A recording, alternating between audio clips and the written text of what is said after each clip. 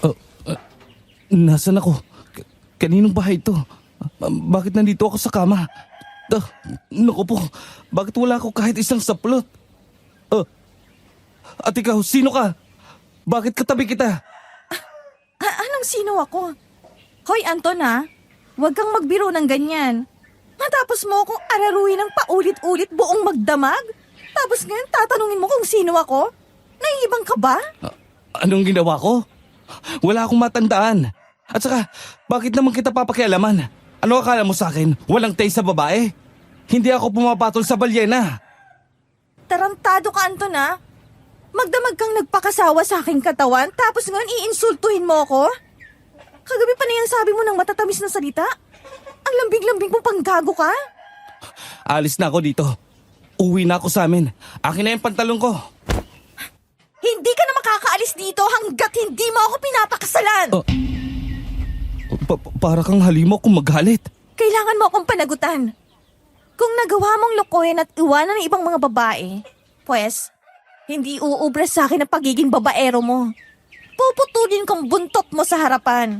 Kaya, halika na rito. Ano ba? Yakapin mo na ng ulit Ano ako. ba? Bitiwan mo nga ako. Huwag mo akong taganan, balyena. Layan mo nga ako. Kung tatalon ako sa bintana, makakatakas ako sa balyenang to.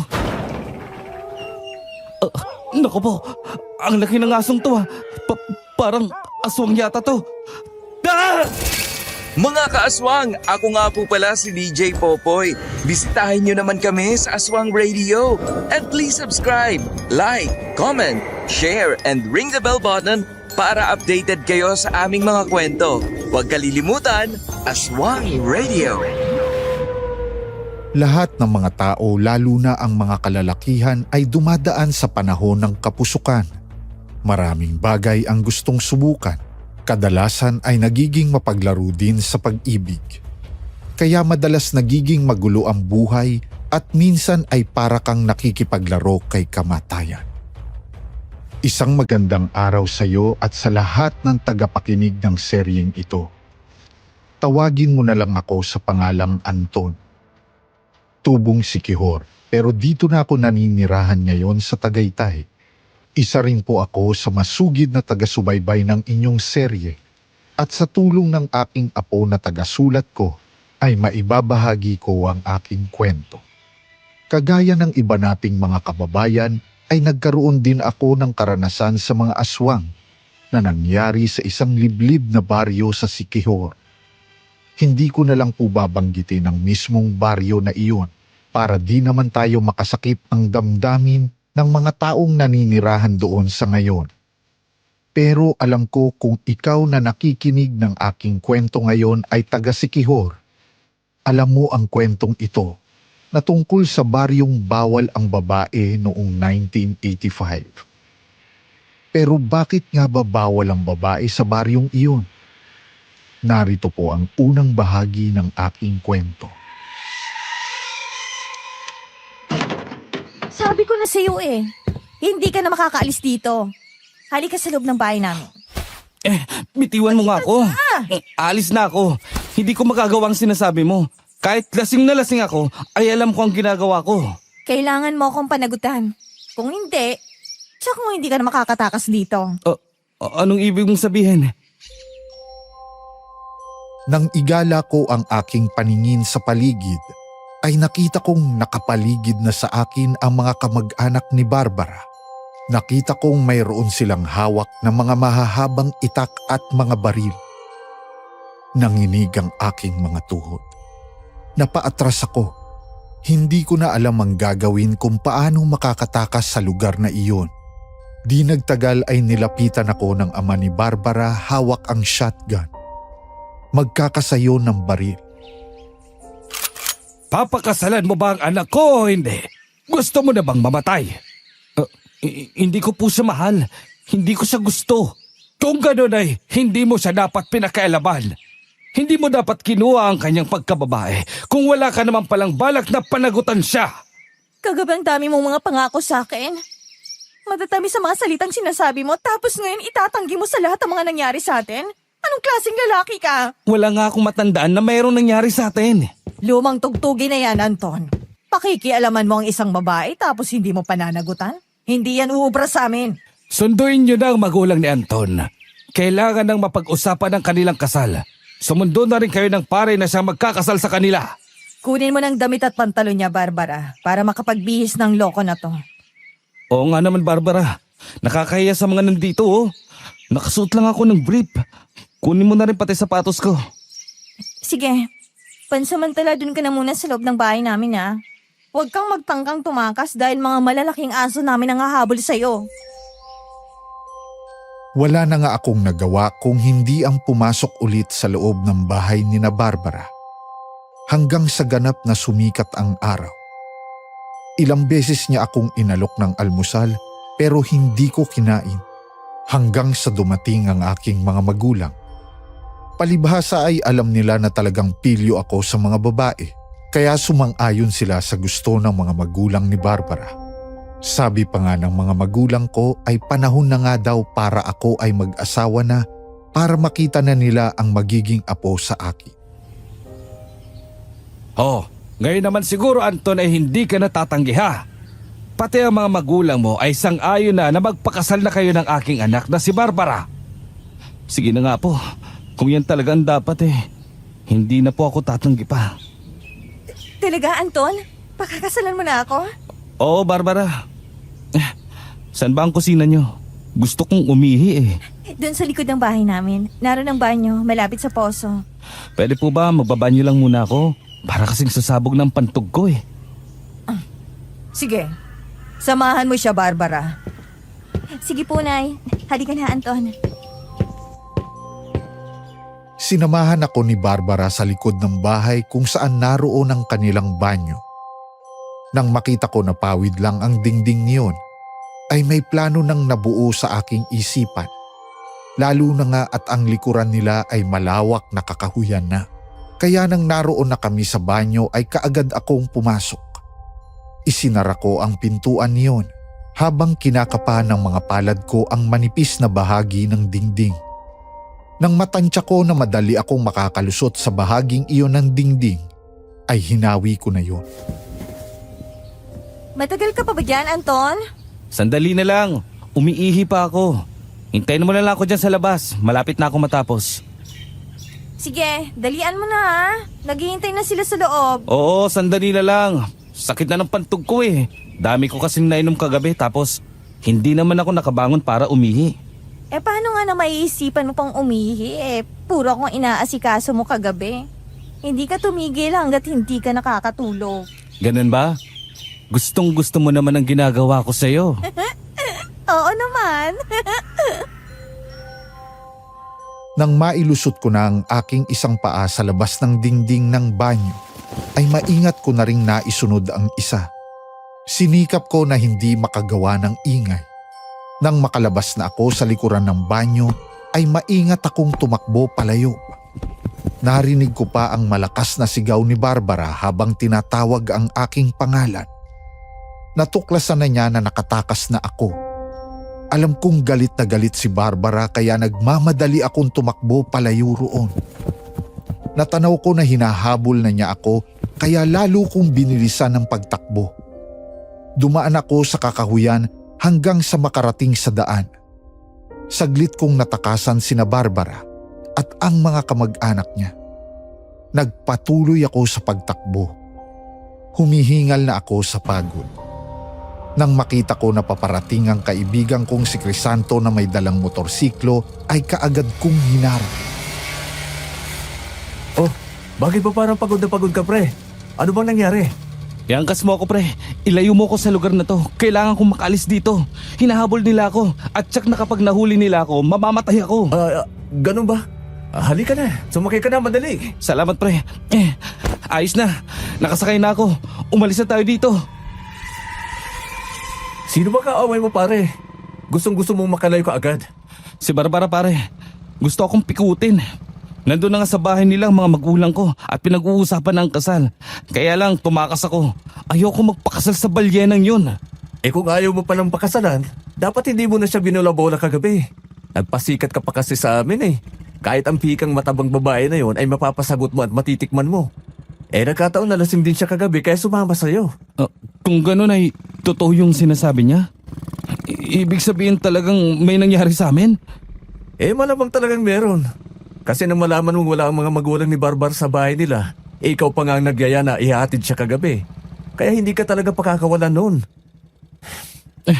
Sorry na lang siya. Hindi ang mga kagaya niya ang gusto kong pakasalan. Gusto ko yung sexy at maganda. Maganda naman si Barbara. Yun nga lang, mataba siya. Noon hindi naman siya ganun kataba. Kaso napabayaan sa kusina kaya yun oh. Lumobo ng lumobo. Saan kaya ako pwede magtago na hindi niya makikita? Kung talagang hindi mo siya tutuluyan, mas mabuti pang magpakalayo-layo ka na. Delikado ka sa tatay niyo, naku. Matapang yun si Mang Arturo, palibas sa dating manunugis ang aswang. Ganun ba? Kaya pala mayroong shotgun. Delikado nga kung sa malapit lang ako magtatago. Pare, baka pwedeng idiretso mo na ako sa bayan. Bahala na kung hanggang saan ako makakarating. Sige, pero huwag mo akong idadamay kung magkagipitan ha. Huwag mong sasabihin na akong tumulong sa'yo. Baka magalit sa akin si Barbara. Oo, ako nang bahala. Nang makarating nga kami sa bayan ay kaagad na akong bumaba sa motorsiklo ni Crisanto. Kaagad din siyang umalis bago pa may makapansin na siya ang naghatid sa akin. Nang makita ko ang isang bus na paalis na ng terminal ay kaagad akong sumakay. Kahit na hindi ko alam kung saan patungo yun. Kaagad akong umupo sa bandang dulo ng bus para kung sakaling may aakyat doon ay kaagad kong makikita. Nang makalabas na sa bayan ng bus at nagsimulang bumiyahe, ay saka lang ako nakahinga ng maluwag. Nalaman ko na ang bus palang nasakyan ko ay pabiyahe ng Negros Oriental. May katabi ka ba, Amang? Nako, wala po tatang. Sige po, dito na po kayo maupo sa tabi ko. Salamat, Amang. Akala ko ay walang bakanting upuan. Mabuti na lang at meron pa palang bakante dito. Opo, kaya lang ay dulo na to ng bus. Siguradong makalog na dito kasi nakatapat tayo sa hulihang gulong niya. Ayos lang yun. Kesa naman tumayo sa gitna ng estribo. Mahaba rin ang biyahe. Hindi nakakayanin ng tuod ko ang matagal na nakatayo. Sa bagay nga po. Mukhang galing ka sa kasayahan ha. Nangangamoy anak ka pa. Oo nga po eh. Pasensya na po kayo, Lolo. Fidel, ang aking pangalan. Ako naman po si Anton. Nagkwentuhan kami ni Mang Fidel habang nagbibiyahe. Nang lumapit ang konduktor sa amin ay nagpatikit ako kung hanggang saan ang terminal nila. Dahil ang totoo kasi ay hindi ko naman alam kung saan talaga ako pupunta. Makalipas ang mahabang oras ay nakaramdam ulit ako ng antok. Dahil na rin siguro sa pagod nang tumakas ako kina Barbara. Napabalikwas ako nang maramdaman ko na bumabagal ang takbo ng bus. Nang sumilip ako sa labas ay nakita kong madilim na pala. At kaya bumagal ang takbo ng bus ay mayroong nakaharang na puno sa kalsada. Nang makalapit na ang bus sa nakaharang na puno ay tuluyan na itong huminto. Kaya bumaba ang konduktor ng bus at takmang bubuhati ng puno para maalis sana sa daan. Pero may biglang lumabas na malaking aso na halos kasing laki din ng tao at bigla nitong kinagatang konduktor. Ano nangyayari, Mang Fidel? May sumalakay na aswang sa konduktor? Humanda ka, Anton. Tiyak na mayroon pang makasama yon. Dapat umalis na tayo rito. Kuyang driver, isara mo na ang pintuan ng bus. Sagasaan mo na mga asawang na yan. Oo nga! Mamamatay tayong lahat dito!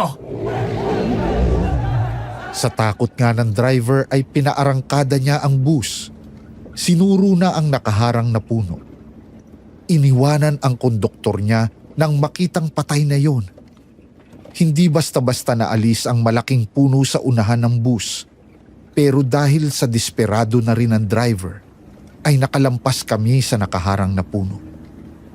Pero hinabol kami ng aswang at hindi lang pala yung nag-iisa.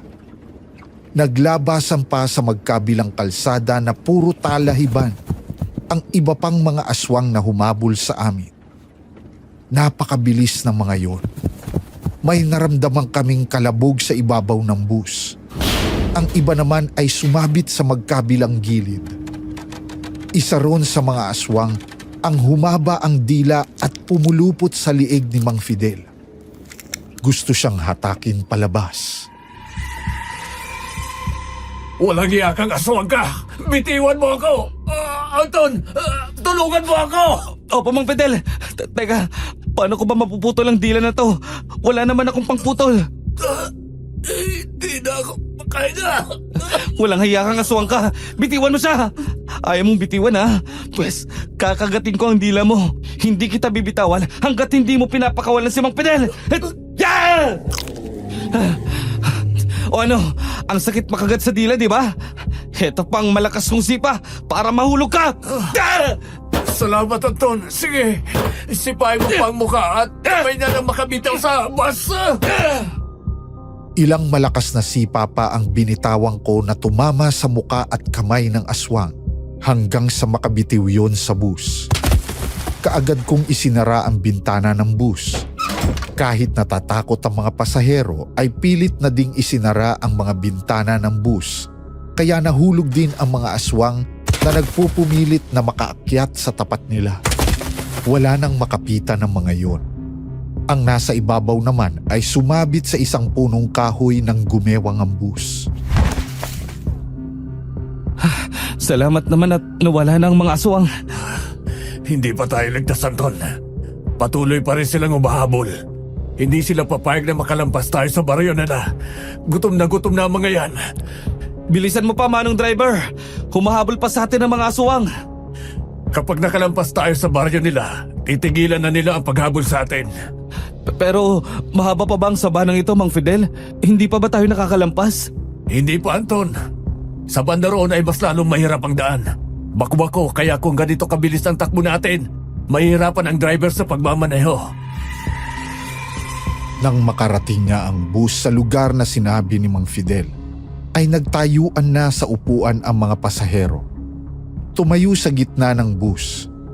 Dahil sa malalalim na hukay ng kalsada, nawala ng kontrol ang driver sa manibela. Nawala sa kalsada ang bus at tuloy na nahulog pababa diretso sa ilog. Nagkarambola kami sa loob ng bus nang bumanggayon sa malalaking bato sa ilog. Dinig ko ang iyakan ng mga kapwa ko pasahero, lalo na ang mga bata. Nang makita ko si Mang Fidel, parang hindi man lang siya nasaktan. Umalis na tayo sa bus. Dalan mo. Paparating na ang mga aswang. Sige po, sira na tong bintana ng bus. Dito na lang tayo dumaan, Mang Fidel. Oo, kailangang makalayo tayo dito. Makahanap ng pagtataguan. Kung nasa tubig tayo ay hindi tayo maamoy ng mga aswang na yon. Dalian mo!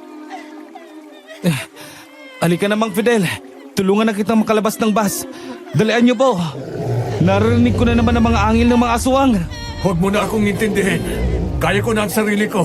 Lumayo ka na dito. Nang makalabas nga kami ni Mang Fidel sa bus ay kaagad kaming lumangoy palayo roon. Nang makita namin na makapal ang mga damo na nasa gilid ng ilog, ay doon kami pumunta para magtago. Dahil sa liwanag ng buwan, kitang-kita ko ng magdatingan ng mga aswang. May tumalon sa ibabaw ng bus. Mayroong pumasok agad sa loob ng bus.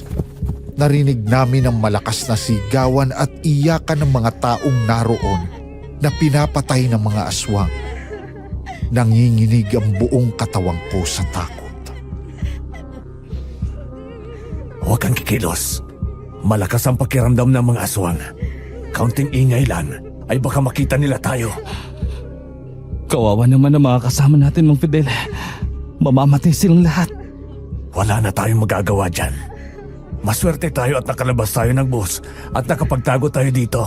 Kung hindi, ay baka matulad na rin tayo sa kanila. May aswang sa bubungan ng bus.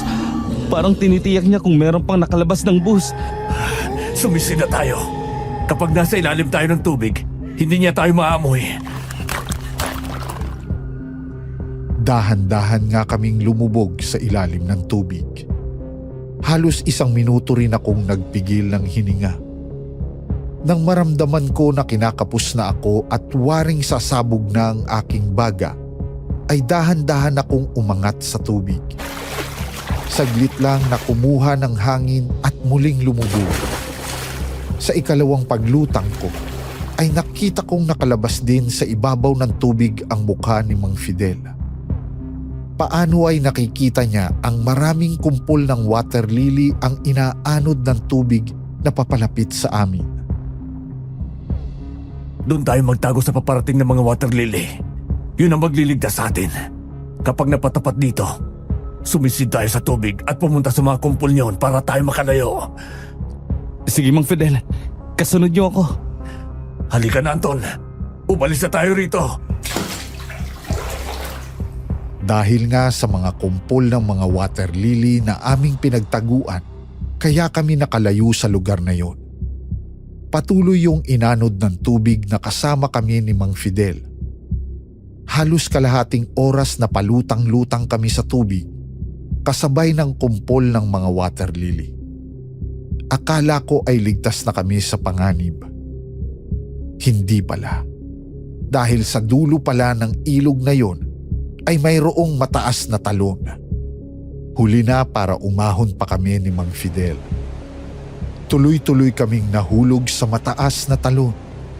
Pagbagsak namin sa ibaba ay isang mas malaking ilog na pala yon. Mas malalim at mas malakas ang agos ng tubig. Kaya nagpilit kaming lumangoy pero bago ako makarating sa pangpang ay tumama ako sa malaking bato. Kaya nahilo ako at nawala ng malay. Nang magising ako, nasa loob na ako ng isang kubo. Madilim pa rin ang paligid. Aray ko. Ang sakit ng ulo ko. Gising ka na pala, Anton. Mang Fidel, nasa na po tayo? Nasa ng mga aswang? Nandito ka na sa bahay ko. Ligtas ka na dito, kaya huwag ka na mag-alala. Magdamag at maghapon kang natulog, gawa ng naging sugat yan sa ulo mo. Ang tagal ko palang nakatulog. Tapos gabi na naman. Natatandaan ko na po. Nahulog tayo sa talon at sa paglangoy ko ay tinangay ako ng malakas na agos. At tumama ang ulo ko sa bato. Kaya nawalan ako ng malay. Maraming salamat sa ginawa niyong pagliligtas sa akin, Mang Fidel. Tatanawin ko pong malaking utang na loob yun. Magpalakas ka, Anton, para ilang araw lang ay makalabas ka na dito sa bahay ko at makapaglakad-lakad ka sa labas. Heto ang inihaw na karne. Kumain ka. Meron ding nilagang kamuting kahoy at nilagang saging na hindi pa masyadong hinog. Anong karni po ito?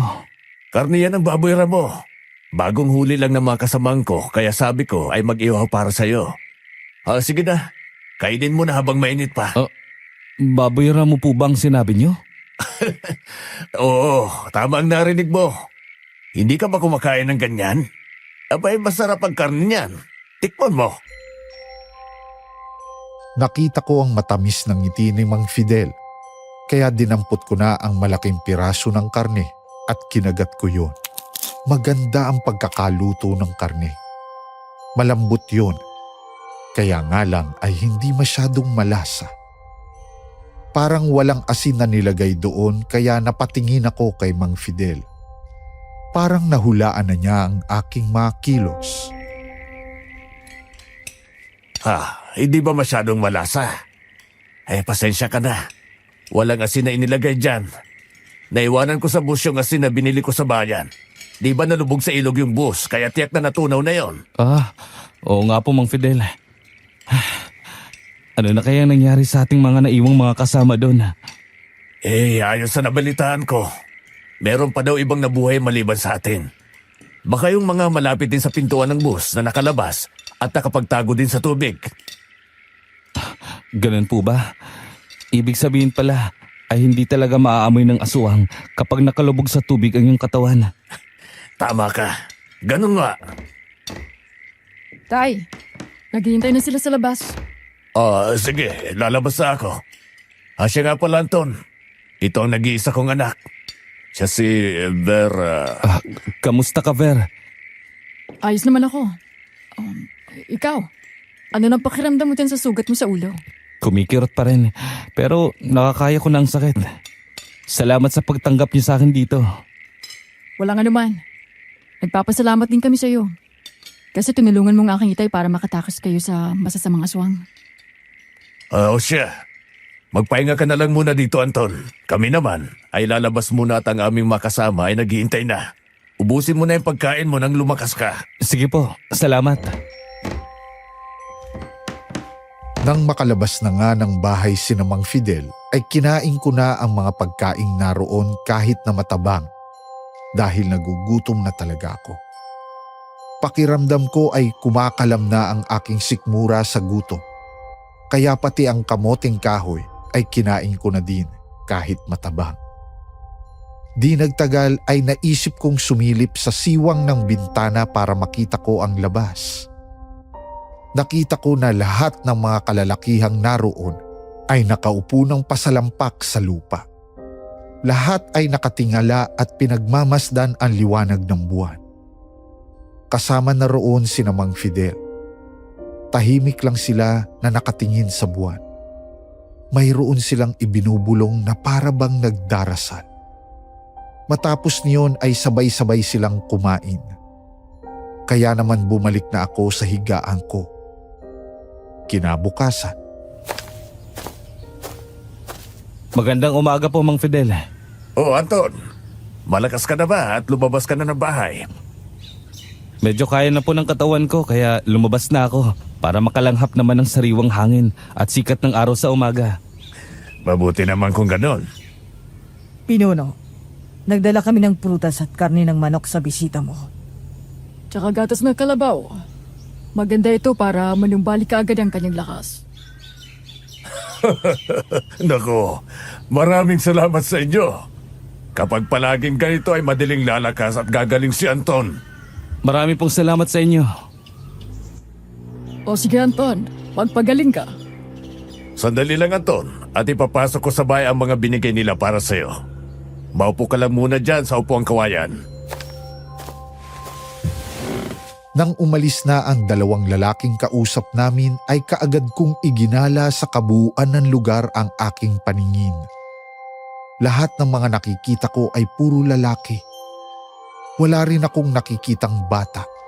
Kaya naupo ako sa upuang nasa ilalim ng puno habang nag-iisip ng malalim. Bawat dumadaan sa aking tapat ay nginingitian ako. Kaya naman napipilitan din akong ngumiti. Pero panay ang buntong hininga ko.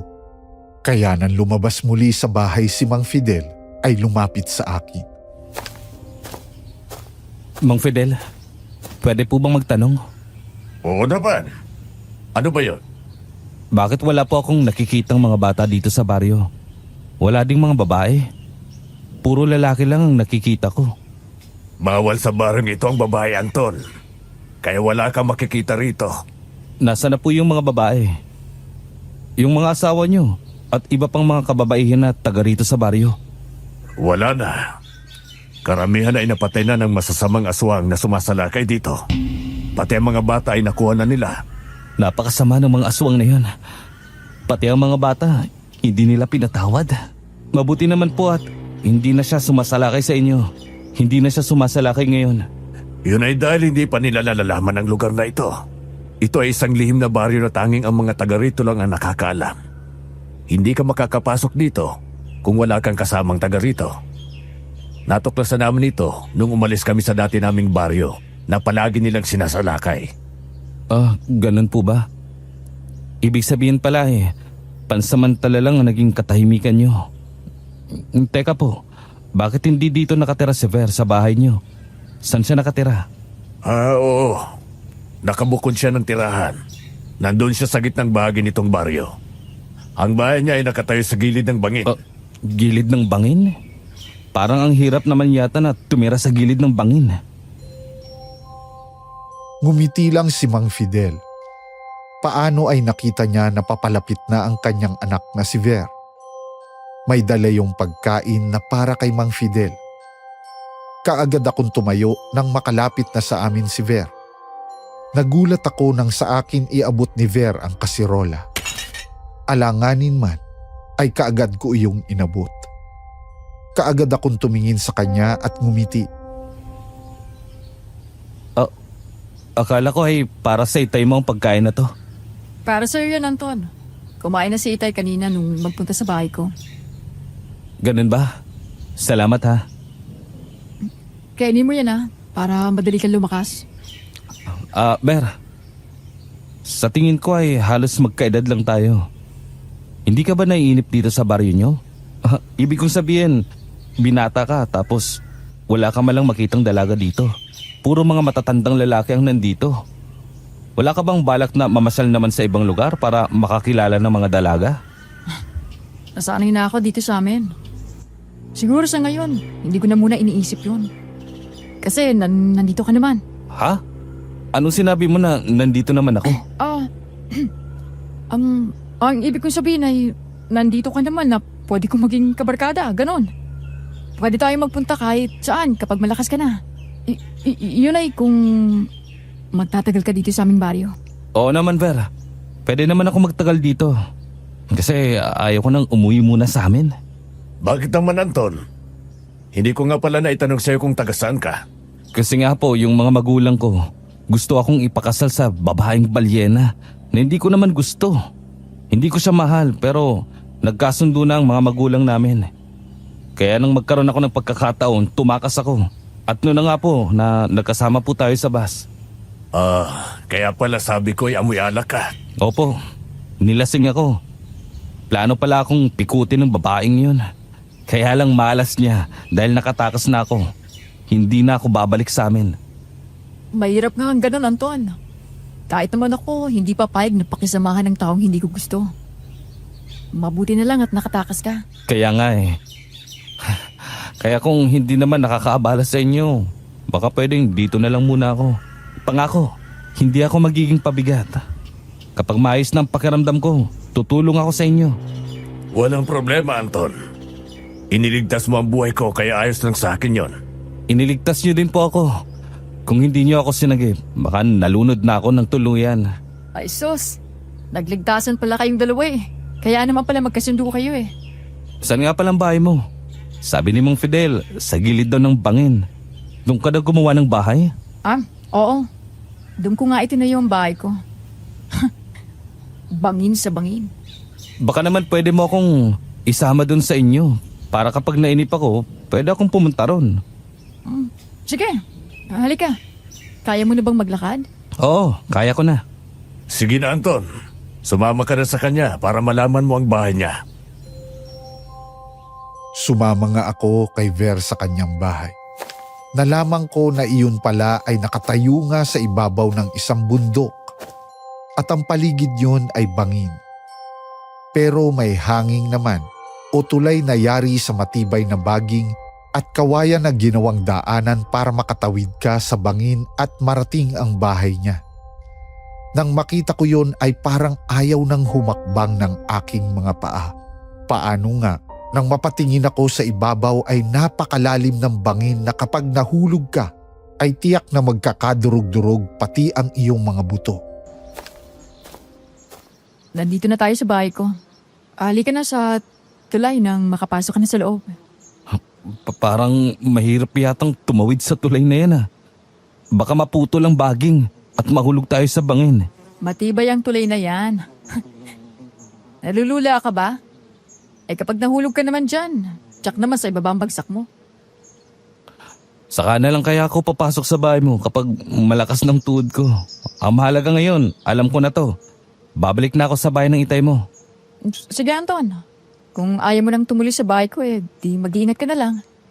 Diretsuhin mo lang ang daanan yan at makikita mo ng bahay ni Itay. Bumalik na nga ako sa bahay ni Mang Fidel. Mabilis ang paglipas ng mga araw. Nakabawi na ako ng lakas. Gumaling na rin ang sugat ko sa ulo. Habang tumatagal ako sa baryo ay parang nasanay na ako sa mga ginagawa ng mga tao roon. Tuwing gabi kapag kabilugan ng buwan, ay nasa labas sila ng kanilang mga bahay at nakatingala sa buwan. At kapag hindi naman sumikat ang buwan, ay gising pa rin silang lahat at nanghuhuli ng mga hayop sa kakahuyan na sakop ng kanilang baryo. Kaya kapag gabi ay nasanay na rin akong maglakad-lakad. Hanggang isang gabi ay nakakita ako ng isang magandang babae. Sino yung babae na yan? Parang ngayon ko lang siya nakita. Saan kaya siya papunta? Baka bagong lipat lang siya dito. Sundan ko nga kung saan ang bahay niya. Ano ba namang ibon to? Bigla na lang sumusulpot. Hindi ko na tuloy na sundan yung babaeng maganda. Hoy, Anton! Bakit gabing-gabi na naglalakad ka pa? Nagtatago ka pa dito sa likuran ng puno? May inaabangan ka ba? Hindi po ako makatulog kaya naglalakad-lakad po ako. Nandito po ako kasi kanina meron ako nakitang magandang babae.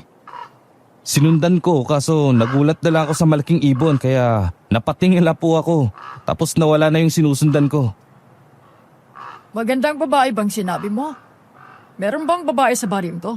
Parang wala naman akong nakita. Pero babae po talaga yung nakita ko. Ang haba ng buhok niya. Halos hanggang bewang na nga eh. At saka ang sexy niya. Kaya nga sinundan ko.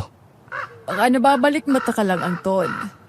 Sige na, umuwi ka na at malalim na ang gabi. Pero sa halip na umuwi ako ay naglakad-lakad pa ako hanggang sa makita ko nga muli ang babaeng hinahanap ko. Sinundan ko siya at pumunta sa bahay ni Ver. Pumasok yon sa loob ng bahay. Napangiti ako at natuwa. Naisip ko na malihim din pala itong si Ver. Kaya kaagad din akong sumunod sa bahay. Dumaan sa tulay na kawayan. At nang makarating na ako sa bahay ni Ver, ay natigilan ako. Nang makita ko sa bukana ng bahay niya ang malaking asong lumapit sa akin. Kaya napaatras ako sa dingding. Dumikit ang muka ng malaking aso sa aking muka. Naramdaman ko ang mainit niyang hininga. At ang pangil niya ay halos dumikit na sa aking pisngi. Kaya hindi ako makagalaw. Ber! Ber! Nandiyan ka ba sa loob ng bahay mo? Ber! Oh, Anton! Nandito ka pala. Oo, kaya lang itong aso mo. Parang ayaw nang lumayo sa akin eh. Gusto yata na magkapalit kami ng muka. Rosing, ayos na. Huwag mo nang takutin si Anton. Baka maihina yan sa sobrang nerbiyos. Oo nga naman, Rosing. Lumayo ka na sa akin. Wala naman akong gagawing masama sa amo mo eh. Hindi ka naman kakagatin ni Rosing. Tawagin mo lang sa pangalan niya. Naamoy ka lang. Inamoy nga ako.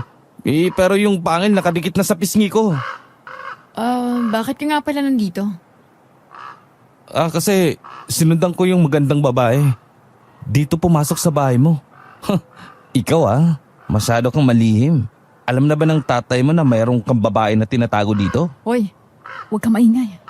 Huwag mong sasabihin kay tatay ha. Magagalit yun sa akin. Oo naman.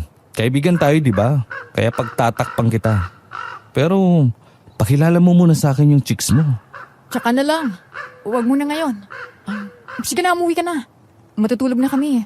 Bukas na lang tayo magkita. Sige na nga. Sige, alis na ako. Hindi ko na nga nakita ang babaeng iyon kaya umuwi na ako sa bahay ni Mang Fidel. Wala rin si Mang Fidel ng pagkakataong yun kaya nahiga na ako sa papag na naroon. Nakatulog agad ako. Nang sumunod na gabi ay hindi na naman ako makatulog. Paano ay naisip ko ang babaeng nakita ko noong nakaraang gabi? Di nagtagal ay bumangon ako at lumabas ng bahay. Naupo sa upo ang nasa ilalim ng puno. Di nagtagal ay nakita kong dumating na si Mang Fidel at mayroon siyang dala na malaking baboy ramo. Pero sa edad niyang yun, kaya pa niyang pasanin ng baboy ramo. Bakit gising ka pa, Anton? Hindi po kasi ako makatulog. Kaya dito na lang muna po ako nagpapahangin. Sige. Yan ka na lang muna. Dadalhin ko na lang muna ito kay Ver para siya na ang mag-asikaso bukas. Ako na lang po ang magdadala niyan kay Vera. Kayo po, magpahinga na po kayo at napagod na kayo sa paghuli niyan. Sige nga. Ikaw na ang magdala nito. Kaya mo bang pasanin itong baboy ramo? Oo naman po, kayang-kaya ko yan. Kaagad ko ngang kinuha ang baboy ramo na pasan ni Mang Fidel. Pinasan ko yun kahit mabigat dahil ang gusto ko lang naman ay magkaroon ako ng dahilan para pumunta kay Ver at makita ulit ang babaeng pumasok sa kanyang bahay noong nakaraang gabi. Mabilis ang aking mga hakbang. Natutuwa naman ang mga kalalakihan na taga roon nang makasalubong ko, lalo na nang malaman nila na dadalhin ko ang baboy ramo kay Ver. Nang makarating ako sa bahay niya, ay kaagad akong dumaan sa tulay na kawayan. Nang makatawid ako at makita ko na wala ang aso ni Ver, ay kaagad akong pumasok sa loob ng bahay niya. Noon ko muling nakita ang magandang babae na nakaupo sa papag. Gising pa din siya. Anton, bakit bigla kang pumasok na hindi ka kumakatok? Pasensya na. Medyo mabigat kasi itong baboy ramo at nakita ko naman na nakabukas ang pinto kaya pumasok na ako. Teka, kilala mo ako? Ha? Kwento ka sa akin ni Ver. Tama siya ang nagsabi sa akin ng pangalan mo. Ganun ba? Mabuti naman at kilala mo na ako. Nasa na ba yung kaibigan ko na yun? Hoy! Ber! Lumabas ka na dyan! Nandito na ako! Nagpadala ng baboy ramo ang itay mo! Wala dito ngayon si Ver eh. Umalis siya. Ver, ikaw na mag-asikaso niyang baboy ramo na pinadala ko kay Anton, ha? Itay, kasi... Tinawag mong itay si Mang Fidel? Tinawag ka niyang Ver? Ibig sabihin, ikaw din si Ver? Mang Fidel, akala ko ba bawal ang babae dito sa baryo niyo? Bakit nanditong napakagandang anak niyo? Umalis kasi si Ver. May nilakad. Nakalimutan ko palang sabihin sa'yo na dalawang anak ko. At itong si Veronica ang panganay. Ganun po ba? Kailan naman po kayo babalik si Ver? Matatagalan siyang bumalik eh. Kasi may pinapaayos si tatay sa kanya. Ate ka pala niya. Kaya pala kagabi ay natataranta siya. Ayaw ka nga niyang ipakilala sa akin eh. Akala ko ay nobya ka niya. Hindi pala. Kaya habang wala si Ver, pwede namang si Veronica ang maging kabarkada mo dito, Anton. Oo nga naman, Anton. Sa sinabing iyon ni Veronica ay lihim akong natuwa dahil palagi ko na siyang makikita at makakasama kapag naroon ako sa bahay niya. Sa paglipas nga ng mga araw at gabi, ay palagi nga kaming nagkikita ni Veronica. Hanggang sa magtapat ako ng pagmamahal ko sa kanya. Hindi ko inaasahan na matagal na rin pala niya akong gusto. Halos mapatalon ako sa tuwa nang sagutin ako ni Veronica. Talaga ba? Mahal mo din ako? Oo. Totoo ang narinig mo. Mahal din kita pero huwag mong sisirain ang pagtitiwala ko ha. Oo naman mahal ko. Hindi ako gagawa ng bagay na ikakagalit mo. Mabuti naman kung ganon. Masayang masaya ako ngayon, Veronica. Payakap nga. Alam mo bang matagal na akong nangangarap na makayakap ka. Ang higpit naman ng yakap mo. Ang higpit mong yumakap. Mukhang nagkakaintindihan na kayo, ah. Tingin ko ay masayang masaya kayong dalawa. Opo, Mang Fidel. Tinanggap na ni Veronica ang pag-ibig ko. Mag-iipon lang po ako at sa tamang panahon, papakasalan ko po siya. Hindi mo kailangan ng malaking halaga para gawin yan. Dito sa amin, ang kaugalian ay ang pinuno ang nagkakasal. At ako ang pinuno dito. Kaya sa unang pagbibilog ng buwan, ay pwede ko na kayong ikasal. Veronica, payag ka bang pakasal ka sa akin? Oo naman. Sige, gawin natin yan sa pagbibilog ng buwan. Maraming salamat, Veronica. At mabilis nga na lumipas ang mga araw at gabi. Kaya nang sumapit ang unang gabi ng muling pagbibilog ng buwan, ikinasal kami ni Mang Fidel, saksi ang lahat ng mga taga roon. Lahat sila ay masaya para sa amin ni Veronica. Kaya matapos ang ritual na ginawa ni Mang Fidel, sabay-sabay na kaming kumain ng mga inihaw na karne at mga prutas. Makalipas ang mahabang kasiyahan at salo-salo, Umuwi na kami ni Veronica sa kanyang bahay. Nang gabing iyon, ipinagkaloob niya ang kanyang sarili sa akin. Ilang linggo pa na naging maayos ang aming pagsasama. Sumasama na rin ako sa kanila sa panguhuli ng mga baboy ramo. Nalaman ko na may sikretong daanan palabas ng lugar na yon para makarating sa gubat at mangaso ng baboy ramo. Hindi yata baboy ang nahuli natin ngayon, Veronica. Parang... Itay! Isang aswang ang nahuli ng lambat natin. Aswang nga yun! Humanda kayong lahat! Malapit na siyang makawala sa lambat. Anton, kunin mo ang sibat na ito. Akin na, Tay. Ako na ang tatapos sa aswang na to bago pa siya makawala at makapanakit ng kung sino man. Sige, tutulungan kita, Anton.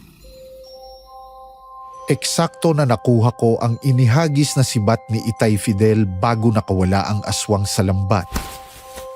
Kaagad kong itinarak sa dibdib ng aswang ang sibat. Tumagos iyon hanggang sa likuran. Nasa pulang puso niyon kaya kaagad itong nanghina at namatay. Akala namin ay tapos na ang problema. Hindi pa pala. Dahil mayroon pang 2 malalaking lalaki ang dumating. Pansin ko na natakot kaagad si Mang Fidel at Veronica, pati ang 2 pang kasama namin. Kaya hinugot ko ang sibat sa katawan ng aswang na napatay ko at hinarap ko ang mga dumating. Ikaw pala ang pumatay sa aking tauhan. Kaya pala kanina pa ako nag-iintay ay hindi pa siya bumabalik. Kung ganon, ay tauhan mo pala ang aswang na to. Ibig sabihin, ay isa ka ring aswang. Ako ang kinikilalang pinuno ng aming angkan. Ikaw sanong lahi ka naman ng aswang nabibilang. Saan kang ka nagmula? Ang ginawa mong pagpatay sa aking kalahi ay nangahulugan ng isang paghamon. Hindi ako nabibilang sa kahit na anong angkan. Hindi ako aswang. Asawa ko si Veronica. Nagbibiro ka ba? Isa kang tao pero nagmahal ka at nagpakasal ka sa isang aswang. Hindi ka ba natatakot sa asawa mo na habang tulog ka ay lapayin ka kapag nagutom? Tumigil ka na, Roberto. Anton, huwag kang makinig sa sinasabi niya. At bakit ako titigil? Totoo naman ang sinasabi ko, di ba? Tinanggihan mo ko. Nakagaya mong aswang. Tapos ay malalaman ko na umiibig ka lang sa isang mahinang nilalang. Anong kalokohan ang pinagsasabi mo? Hindi aswang si Veronica. Hangal ka lalaki. Wala ka talagang alam. Lahat ng nasa paligid mo ay puro mga aswang na may kakayahang manggaya ng anyo. Kalaban sila ng aming angkan. Tumakas sila at nagtago sa kung saan-saan dahil nauubos ko na ang mga lalaki sa kanilang lahi. Tanging si Fidel na lang na kanilang pinuno ang natira. Puro kalokohan ang sinasabi mo. Puro lalaki ang mga kasama namin dito sa baryo nila. Wala nga akong nakitang babae kung hindi si Veronica lang. Kawawa ka naman. Niloko ka nila. Lahat ng naroon ay puro matatandang babae na ginagaya lang ang anyo ng mga namatay nilang asawa. Para ipakita sa sino mga aswang na magtatanghal labanan sila, na malalakas sila kasi puro lalaki. Pero hindi nila ako maluloko. Mang Fidel, totoo ba ang sinasabi ng ungas na to? Totoo bang puro matatandang babae ang nasa baryo? Sa palagay ko, wala na nga kaming may tatago sa'yo, Anton. Nasabi ng lahat ni Roberto, wala na ngang lalaki sa aming angkan. Namatay sa labanan ng mga angkan. Kaya pala nagtatago kayo sa maliit na baryo ngayon. Malino na sa akin ang lahat. Pero tama ako. Kapag nagutom sila, ay lalabas sa kanilang lungga para humanap ng hayop na makakain. Kaya ngayong nakita ko na kayo, hindi na kayo makakatakas sa amin. Ngayong bahagi na ako ng angkan nila. Hindi ako papayag na sasaktan niyo pa ang aking asawa. Talaga namang damay ka na sa mga sisingiling ko dahil pinatay mo ang tauhan ko. Matatakot mo sila kasi matatanda na sila at may hina. Pero ang manunugis ng aswang na kagaya ko, hindi mo pwedeng malitin. Sumuhod ka para isunod kita dito sa tauhan mo. Isa kang manunugis.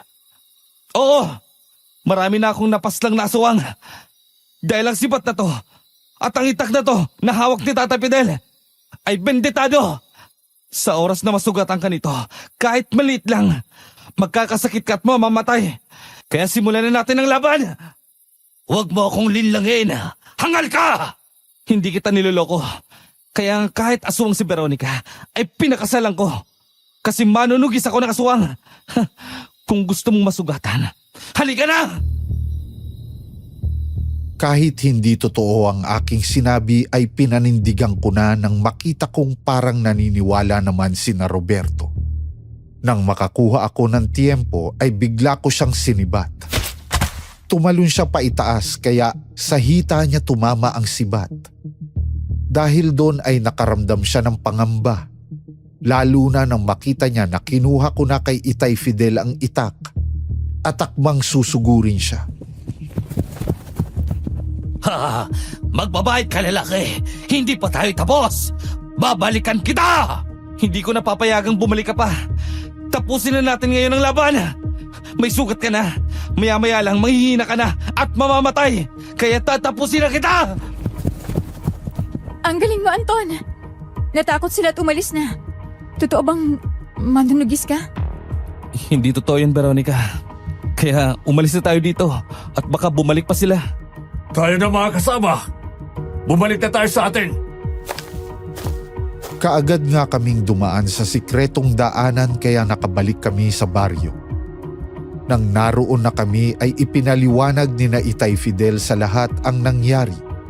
Kaya wala na silang dahilan para magkunwari sa akin.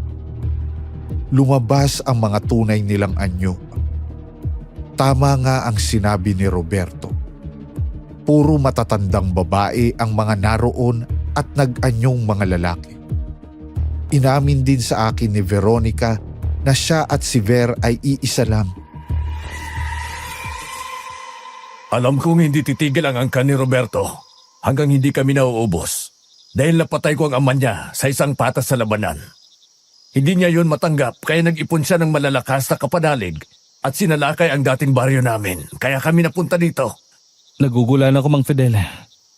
Kung totoo nga na aswang kayo, bakit hindi kayo pumapatay ng tao? Puro hayop ang kinakain nyo at bukod dun, iniihaw nyo pa. Dahil iyon na ang nakaugalian namin. Kahit mga aswang kami, ay hindi kami kumakain ng mga sariwang karne. Iyon din ang dahilan kaya mahina kami at palaging natatalo sa mga aswang na kumakain ng tao. Higit silang malalakas at mababangis. Asal hayop din sila. Yun ang dahilan kaya tinanggihan ko si Roberto. Nang dumating ka dito sa amin, kasama ni tatay. Akala ko ay kagaya ka namin. Iniisip ko na kapag tayo naging mag-asawa, magkakaroon tayo ng anak. Tayo ang bubuo ng bagong henerasyon ng mga aswang sa angkan namin. Pero alam mo naman na hindi ako aswang. Bakit tinanggap mo pa rin ang pagmamahal ko? Pumayag ka pa rin makasal sa akin. Yun sigurang tinatawag na pag-ibig. Natutunan na kitang mahalin kaya ganon. Pangarap ko ngayon na magkaroon ng anak sa iyo. Kaya lang ay mukhang malabo nang mangyari yun dahil sa patuloy na paghahanap sa atin ni Roberto. Huwag kayo mag-alala, tay. Tutulungan ko kayo para lutasin ang problema kay Roberto. Takot pala sa manunugis ang mokong na yun eh. May plano na ako sa kanya. Matapos ang pag-uusap namin ay umuwi na kami ni Veronica sa aming bahay. Nagpahinga kami. Pero nang sumunod na gabi ay nabulabog kami sa lakas ng sigawan ng mga taong naroroon na humihingi na saklolo. Nagmamadali kami ni Veronica na lumabas ng bahay. At doon nga namin nakita ang mga nagkakagulong mga tao. Ang mga matatandang babaeng aswang ay nagpilit pang labanan ang mga sumasalakay na aswang na tauhan ni Roberto. Pero higit na malalakas ang mga iyon, kaya marami ang nasugatan. Tayo na, Anton. Ipagtanggol natin ang aking mga kalahi. Tulungan natin si Itay. Sige, kung noon ay natatakot ako sa kanila, ngayon ay hindi na. Kasi meron na akong dahilan para lumaban. At yun ay ikaw, Veronica. Salamat, mahal ko. Tayo na! Tay! Paanong may nakapasok na aswang dito? Natagpuan nila ang lihim na daan pero nagawa ko ng alisin ang dating daanan na yon Kaya pansamantala hindi na sila masusundan ng kanilang mga kasamahan. Wala na makakapasok dito na tauhan ni Roberto. Kung ganon, tayo na. Pigilan na natin ang 3 halimaw na yon. Sige, tayo na. Madali naman naming nakita ang mga aswang. Pinagtulong-tulungan namin na patayin ang mga yun. Kahit anong bangis at lakas nila, natalo pa rin sila. Iyon nga lang, marami ang nasugatan sa mga taong baryo at ang ilang matatandang babae ay namatay. Kaya nanlulumong na paupo sa upuang kawayan si Itay Fidel. Panay ang buntong hininga. Napansin ko na marami din siyang naging sugat sa braso at muka. Nanalo tayo ngayon. Kasi naalis ko ang daanan papasok dito bago pa makadaan ang ibang taon ni Roberto. Pero alam ko na pansamantala lang ang kaligtasan natin. Di magtatagal ay malalaman din nila ang lugar na ito. Kagaya ng mga aswang na yan. Tama ka, Itay. Malapit nang matapos ang taglamig. Ang mga makapal na usok na likha ng malamig na panahon ay mawawala na kapag sumapit ang tag-araw. Makagawa man tayo ng barikada na siya magkukubi ng ating baryo, hindi iyon magiging matibay. Alam ko yun, anak.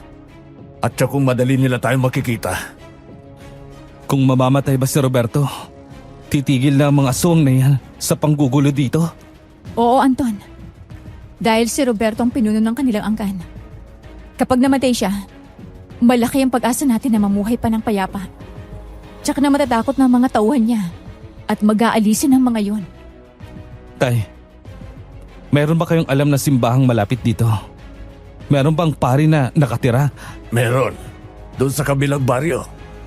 May malaking simbahan doon at ayon sa aking nalaman ay mayroong nakatirang pari doon. Bakit mo naman naitanong? Samahan niyo ako sa kanya. Dalhin natin ang mga itak at sibat dito nayari sa bakal. Pabendisyonan natin sa kanya para maging mabisang panglaban sa mga aswang na yun. Sasamahan ka namin doon, pero ikaw lang ang papasok ng simbahan, Anton. Mula sa pagkabata ko kasi hindi pa ako nakakapasok ng simbahan. Kaya natatakot ako. Sige, walang problema. Ang mahalaga, makagawa tayo ng paraan. Makakuha tayo ng armas na panlaban kay Roberto at sa mga tauhan niya.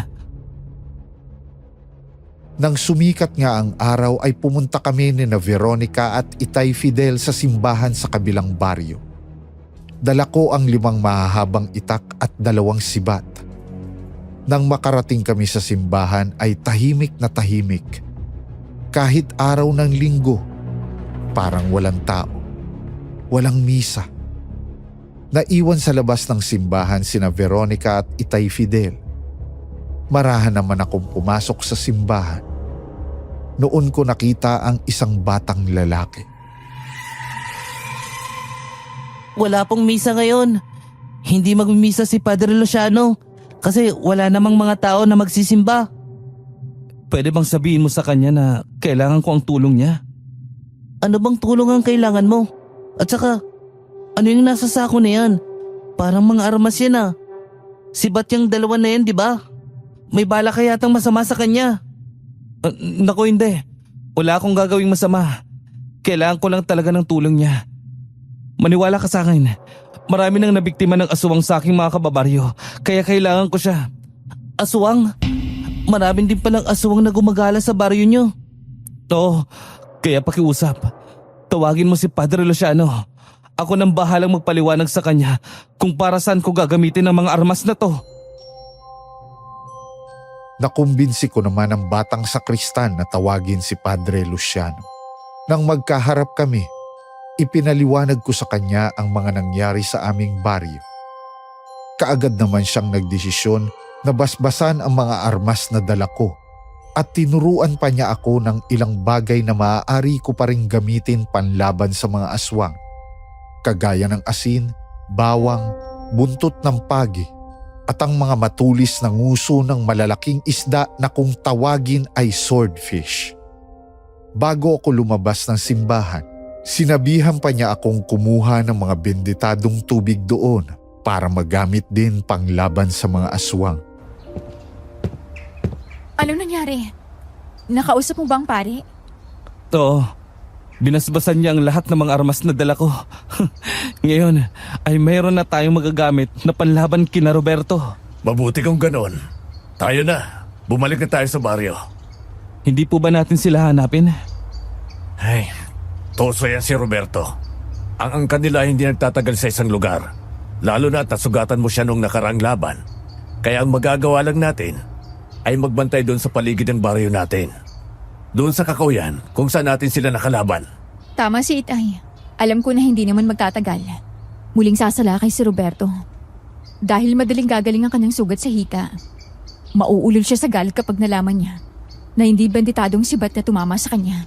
Na niloko mo lang siya. Kasalanan niya yon. Nagpaloko siya eh. Nang mga sumunod na gabi nga ay nagbantay kami sa Kakahuyan, labas na yun ng baryo. Hanggang sa may mga tauhan nga si Roberto na naghahanap ng daanan papasok ng baryo. Ngunit nagulat sila nang lumabas kami sa pinagtataguan namin at bigla na lang silang salakay. Ganoon pa man ay lumaban din ang mga aswang dahil 5 lang naman kami na humarap sa kanila. Pero nabigla sila sa mga hawak naming sandata dahil madali silang nasusugatan ng mga yon. Sige! Mga walang hiya kayo! Tikman niyo ang talim ng itak ko! Ah! Totoo nga pala. Mas mabisa ang banditadong armas. Kahit hindi sila tamaan ng malalim. Iniinda nila ang sobrang sakit. Dahil yun ang sumpa sa mga aswang. Ayon kay Padre Luciano, hindi nagagaling ang sugat ng isang aswang kapag tinamaan ng mga benditadong armas. Manghihina sila at mamamatay. Kung ganon, ay tapusin na natin ang mga walang yento. Magkakataon na natin para makaganti. Humanda kayong lahat! Nagtakbuhan ng mga hangal. Tsak na magsusumbo ang mga yung kay Roberto. Sigurado yun, Anton. Baka sa pagbabalik nila, kasama ng lahat ng kanilang angkan. Kung mangyayari yun, hindi na natin sila makakayang harapin. Sugutan ka na rin. Ganon din kami ni Itay. Baka yun na ang maging katapusan natin. Hindi na natin sila mapipigilan, lalo na kung marami sila. Bumalik na muna tayo sa baryo, Itay. Kailangan magamot ang mga sugat natin. Bumalik nga kami sa baryo at ginamot ang aming mga sugat. Tapos ay nagpahinga na kami ni Veronica. Alam ko na lahat ng tao sa baryo nila ay natutulog kapag araw. Kaya nang magising ako ng 9:00 ng umaga, ay lumabas ako ng bahay. Naglakad-lakad ako sa paligid. Gaya ng aking inaasahan, halos tulog nga ang mga tao kaya tuloy-tuloy akong nag-ikot sa paligid ng baryo. Nang makalayo ako sa mga bahayan, mabilis akong tumakbo. Pero pagdating ko sa dulo ng baryo, ay nakita ko ang malalim na bangin. Nang sinubukan kong pumunta sa kabila, ay bangin pa rin ang aking nakita. Noon ko nalaman na ang maliit na baryo palang iyon ay napapaligiran ng bangin. Meron lang silang sikretong daanan na sila lang ang nakakaalam para makatawid sa kabila. Balak mo bang umalis at iwanan ako? Dahil ba sa nangyari kagabi, kaya tatakasan mo na kami? Nasaan na yung pangako mo na hindi mo ako iiwanan? Sinabi mo na hindi mo ako pababayaan. Nagtiwala kami sa sinabi mo. Natutulungan mo kami sa problema namin kay Roberto. Pero heto ka ngayon at hinahanap ang daan palabas sa barang ito. Gusto mo bang iligtas lang ang iyong sarili, ha, Anton? Totoo po na aalis ako, Itay Fidel. Dahil gusto kong humingi ng tulong sa aking mga kaibigan na isang tunay na manunugis ng aswang. Babalik naman ako kapag pumayag sila eh. Hindi ako naniniwala sa sinasabi mo. Bakit hindi ka nagpaalam sa akin? Bakit kailangan mong umalis habang natutulog kami? Baka hindi mo kasi ako payagan. Baka hindi ka maniwala sa plano ko. Maniwala ka. Hindi kita lolokohin. Sinungaling ka. Alam kong hindi ka nababalik kasi naisip mo na kahit meron na tayong mga benditadong armas, hindi yung sapat para labanan si Roberto. Kaya ililigtas mo lang ang sarili mo. Huwag mo akong pag-isipan ng masama. Hindi kita iiwanan kasi mahal kita. Sige, ganito na lang gawin natin, Tay. Mag-utos kayo sa isa sa mga tauhan nyo para punta ng aking kaibigan na si Crisanto at ang pamilya ni Barbara. Sino naman ang mga yon? Anong may tutulong nila sa ating problema? Mga manunugis po sila ng aswang, Tay. Yung Barbara na matabang balyena na ikinikwento mo sa akin? Yung babaeng tinakasan mo? Oo, siya nga. At ang itay niya ay mga manunugis ng aswang. Maglalakas loob sana akong humingi ng tulong sa kanila. Handa akong tisin ng masasamang salita na isusumbat nila sa akin. Handa ko ring tanggapin anumang parusa. Basta matiyak ko lang ligtas ka at ang lahat ng narito. Malaki ang galit niyon sa'yo. Tsak na hindi ka tutulungan ng mga yon. Malaki nga po ang galit nila sa akin. At matagal na akong hinahanap ng mga yon. Kapag nalaman nila kung nasan ako, tsak na pupunta mga yon para hulihin ako. Saka na lang ako makikiusap sa kanila na tulungan tayo. Hindi ako papayag. Baka mapatay ka nila kung makita ka nila. Hindi ko yan papayagan. Baka sa unang pagkakataon, makasakit ako ng tao. Pero mas mahalaga ang buhay mo. At ang lahat ng narito, Veronica. Ayos lang natanggapin ko kahit anong parusa na ibibigay nila. Basta matulungan nila kayo. Basta ilihim natin ang kalagayan niyo bilang aswang. Sige. Walang mawawala kung susubukan natin. Sa ganitong gipit na sitwasyon, ay kailangan talaga natin ng tulong. Matatandang babae ng lahat ng narito. Hindi na talaga sasapat ang lakas nila para lumaban. Sige po. Ibibigay ko ang address ni Barbara at ni Crisanto sa taong susundo sa kanila. Sina Aling Norma at Aling Mildred ang kinausap ko para pumunta sa aming baryo at hanapin sina Crisanto at Barbara. Noon din ay lumakad ang dalawang matanda. Napansin ko naman na tahimik na nagkulong sa loob ng bahay si Veronica. Alam kong nagtatampo siya dahil buong akala niya iiwanan ko na siya kaya marahan akong pumasok sa loob ng bahay at niyakap siya. Huwag mo na akong yakapin. Alam ko naman ha, nandidiri ka na sa akin. Dahil nalaman mong isa akong aswang. Mababait kayong aswang, Veronica. Sa kabila ng kalagayan niyo, hindi kayo nag-asal hayop kagaya ni na Roberto. Kaya kahit nalaman ko na ganyan ang kalagayan mo, hindi nabawasan ang pagmamahal ko sa iyo. Totoo ba yung sinasabi mo? Mahal mo pa rin ako kahit ganito ako? Oo nga. Totoo yung sinabi ko. Hindi kita iiwanan. Paano gagawin natin kapag dumating si Barbara? Kung iniisip mo naman na sasama ako sa kanya, nagkakamali ka. Hindi ako pumapatol sa balyena, no? Sige, Anton. Magtitiwala ako sa mga plano mo. Nang sumunod na araw ay bumalik nga sa baryo sina Aling Norma at Aling Mildred na kasama na sina Barbara at Crisanto. Kasama din ni Barbara ang kanyang ama. Tuwang-tuwa ako nang makita ko si Crisanto. Pero nawala ang ngiti ko nang muli kong makita si Barbara dahil sa pagkakataong ito, ibang-iba na siya. Hindi na siya matanda.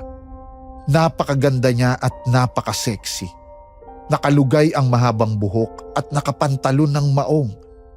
Mayroon ding suot na jacket. May pasa na bag na alam ko na sandatang panlaban sa aswang ang laman. Hoy pare, bakit hindi ka na makakibo dyan? Pare, siya na ba talaga si Barbara? Oo siya nga. Nang malaman nga niya doon sa dalawang matanda na sumundo sa amin na nandito ka, ay agad na pumayag pumunta rito. Kumusta ka na, Anton? Ang tagal mong nagtago, nandito ka lang pala. Barbara, patawarin mo ako sa ginawa ko kasi... Kasi balyena ako. Kasi hindi mo ako mahal. Kasi wala kang matandaan sa lahat ng nangyari. Ganun ba, Anton? Pero kalimutan na natin ang nangyari. Ang mahalaga, nandito na ako ngayon at muli tayong nagkita. Barbara, ganito kasi ang nangyari. Ayos na sa akin yun, Anton. Ang mahalaga, ipinasundo mo ako para magkita tayong muli. Iisa lang ang ibig sabihin nun. Nagsisisi ka na sa mga ginawa mo at handa mo ng itamang lahat, hindi ba? Para sa ating anak. Buntis ka, Barbara? Oo. At ikaw ang ama nito. Mabuti nga at hindi siya nalaglag kasi duman ako sa mabigat na pagsasanay. Kaya nagbalik ang dati kong katawan. Tapos nalaman ko na lang na 2 buwan na pala akong buntis. Malapit na siya mag 3 buwan ngayon. Mahal, Sila na bang mga kaibigan mong tutulong sa atin? Tinawag mong mahal si Anton? Anong relasyon mo sa kanya? Asawa ko siya. Ako si Veronica. Anton, totoo bang sinasabi niya? Asawa mong babaeng to? Namutla ako. Hindi ko alam ang sasabihin kay Barbara. Bago pa ako nakasagot ay 2 malalakas na sampal ang binitiwan ni Barbara na tumama sa magkabilang pisngi ko. Halos mabiling ang aking muka. Ramdam ko ang pamamanhid ng aking pisngi. Parang umikot ang aking paningin. Nang muling magbalik ang aking wisyo at makita si Barbara, umiiyak na siya. Kuyom ang kanyang mga palad. Pakiramdam ko nga ay gusto na rin akong barilin ng kanyang ama. Nagpipigil lang. Labis akong nainsulto sa ginawa mo. Kaya mula nang umalis ka, ibinuhos ko ang atensyon ko sa aking sarili.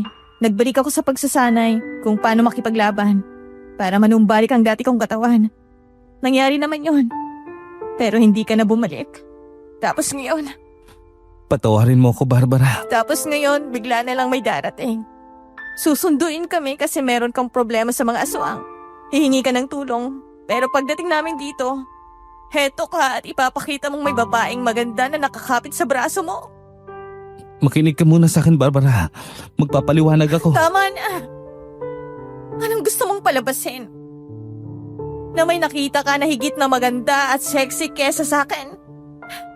Dapat hindi mo na lang ako pinapunta dito kung iinsultuhin mo lang ako. Alis na kami. Kung gusto mong maligtas sa galit ng aswang, umalis ka na lang din sa lugar na to. Hindi ko sila pwedeng iwanan. Kailangan ng tulong ng mga taong narito. Ikaw lang at ang itay mo ang alam kong makakatulong sa amin kaya pinasundo kita. Siyang dahilan kaya hindi ka na makaalis dito, hindi ba? Sabihin mong totoo. Asawa mo ba siya? Oo, Barbara. Asawa ko si Veronica. Hindi ko alam kung saan ka humuhugot ng kapal ng mukha, Anton. Pagkatapos mo akong gaguhin, heto ka ngayon. Humihingi ng tulong sa akin. Nakakagago ka na eh. Akala ko pa naman magiging masayang muli nating pagkikita. Mas masakit pala.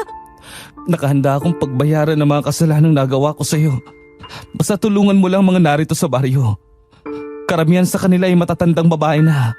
Wala na silang kakayang lumaban pa dahil sugatan na.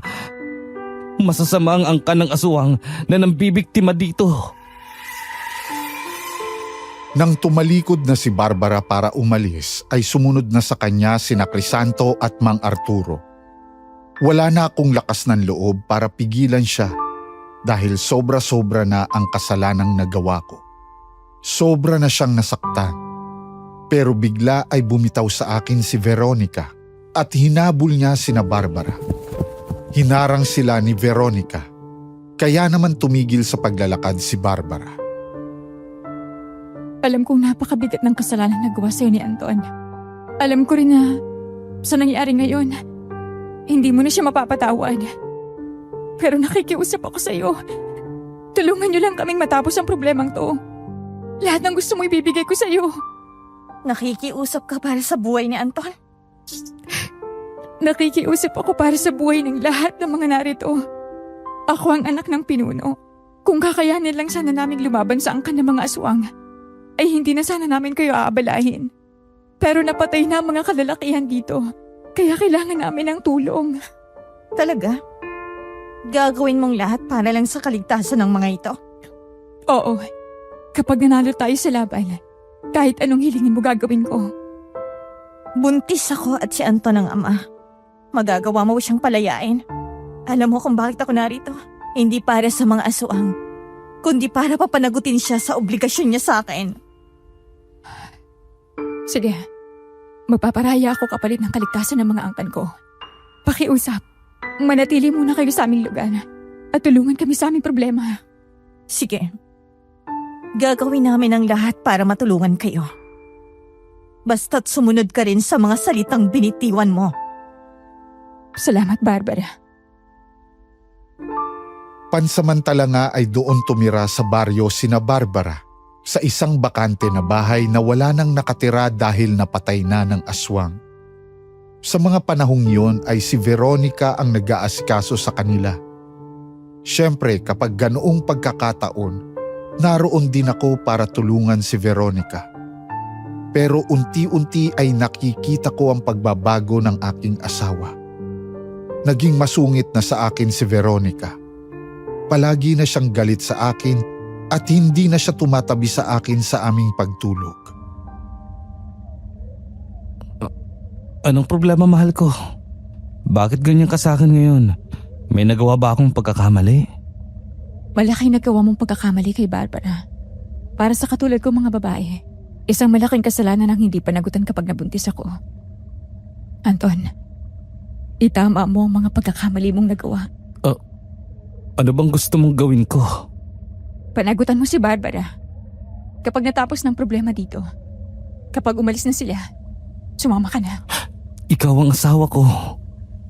Ikaw ang mahal ko kaya mananatili ako sa lugar na to. Matututunan mo rin siyang mahalin, Anton. Kawawang anak niya kapag isinilang ng walang ama. Magdudulot din yun ng kahihiyan sa pamilya ni Barbara. Ang bata lalaking bastardo. Hindi niya dapat sapitin ang mga bagay na yun dahil sa iyong pagkakamali. Wala siyang kasalanan. Pero paano ka? Kaya ko ang sarili ko. Huwag mo akong intindihin. Ang importante sa ngayon ay ang kalagayan ni Barbara. Sige, may gagawin lang muna ako. Anak, kailangan mo ba talagang gawin yon? Isakripisyo mo ang sarili mong kaligayahan para sa amin? Bilang susunod na pinuno ng ating angkan, kailangan kong isipin ang kapakanan ng nakakarami. Kesa sa sarili ko, Itay. Mabuti lang maging ganito ang sitwasyon namin. Para unti-unting lumayong loob sa akin ni Anton. Kahit masakit, ay kailangan magtiis. Huwag mong gayahin ang naging panuntunan ko sa pamumuno, anak. Dahil sa isang maling desisyon, nawala sa atin ang iyong inay. Dapat hindi ko siya sinunod na tumakas ako, kasama ng ating mga kasama. Kasi mahalaga ako bilang pinuno. Tumakas ako habang siya'y nakikipaglaban pa. Masakit ang mawala ng minamahal. Pero Itay, nangako na ako kay Barbara. Kung isasakripisyo mo ang pagmamahal mo kay Anton kapalit ng pagtulong nila, ikaw ang bahala. Nandito lang ako bilang ama mo na nagpapaalala sa'yo. Nang makita ko na lumayo na si Veronica kay Itay, ay naglakad-lakad ako hanggang sa makarating ako sa gilid ng bangin. Doon ay naupo ako habang nag-iisip na nakatingin sa malayo. Matagal akong namalagi roon hanggang sa dumilim at muling sumikat ang bilog na buwan. Maya-maya lang ay naramdaman ko na may kumakaluskos sa gawing likuran ko. Nang lumingon ako, nakita ko ang aking asawa na si Veronica. Bahagya siyang ngumiti sa akin at saka tumabi sa malaking bato na kinauupuan ko. Panay ang buntong hininga niya. Masarap mabuhay sa tahimik na mundo. Yung lugar na wala kang inaalalang panganib. Masarap magkaroon ng pamilya na masaya. Kung pareho lang sana tayong normal na taong mas maganda. Matatapos din ang mga problema natin, Veronica. Si Roberto lang naman ang dahilan kaya nagiging magulo ang lahat. Kapag natapos to, muli akong hihingi ng tawad kay Barbara para manatili dito.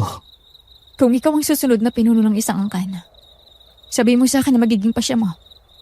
Sa mga gipit na pagkakataon, alin yung uunahin mong iligtas? Ang sarili mo o ang mga taong umaasa sa iyo? Pareho. Ililigtas ko ang aking sarili habang tinutulungan ko rin sila. Dahil ang lakas at determinasyon ng pinuno ay nagmumula sa kanyang mga nasasakupan. At lumalakas din ang loob ng nasasakupan kung malakas ang kanilang pinuno. Kung mga simpleng problema lang ay susuko ka at bibitiw, wala kang karapatang mamuno sa kanila. Naiintindihan ko na. Salamat sa pangunawa sa akin. Kahit anong ginawa ko, nandito ka pa rin para paalalahanan ako. Dahil mahal kita, kagaya ng sinabi mo, masarap mabuhay sa tahimik na lugar. Yung wala kang aalalahanin. Sa palagay mo ba, magiging masaya ka kung kasama mo ang taong hindi mo mahal? Bago pa nakasagot si Veronica ay naramdaman namin na mayroon pang ibang tao roon maliban sa amin. Nang igala namin ang aming paningin, nasa kalayuan lang sina Crisanto at Barbara. Alam kong narinig nila ang pinag-usapan namin.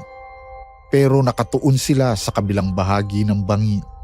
Dahil naroon sa kabila ang mga aswang na pinamumunuan ni Roberto na kanina pa pala naghahanap ng daan kung paano makakatawid sa bangin para makarating sa aming lugar. Humanda kayong lahat. Anumang oras ay makakagawa ng paraan ng mga aswang na yan para makatawid dito. Anton, meron kaming armas sa dala na lahat ay binditado. Kumuha ka ng isa dito pare para magamit mo. Benditado na rin ang ita ko, pare. Binasbasan ni Padre Luciano. Dumating na ang gabi ng paniningil. Pagbabayaran mo ang ginawa mong panluloko sa akin. Hangal ka! Ikaw ang hangal dahil nagpapaloko ka. Huwag ka nang mangarap na makaganti pa. Napakalalim ng bangin ito at napakalayo para makatalong ka at makalipat dito. Huwag mong malitin ang kakayahan ng aming angkan. Kahit gaano kalawak ang bangin na yan, ay makakaya naming tawirin. Mga kasama, ipakita natin sa kanila na tayo ang pinakamalalakas na lahi ng aswang! Mula sa madilim na likuran ni Roberto ay naglabasan ang malalaking ibon. Dinagit ang mga kasama nilang aswang at lumipad patungo sa amin. Kaya naman nagmamadali kaming tumakbo papalayo roon para magpunta sa pinakasentro ng lugar namin.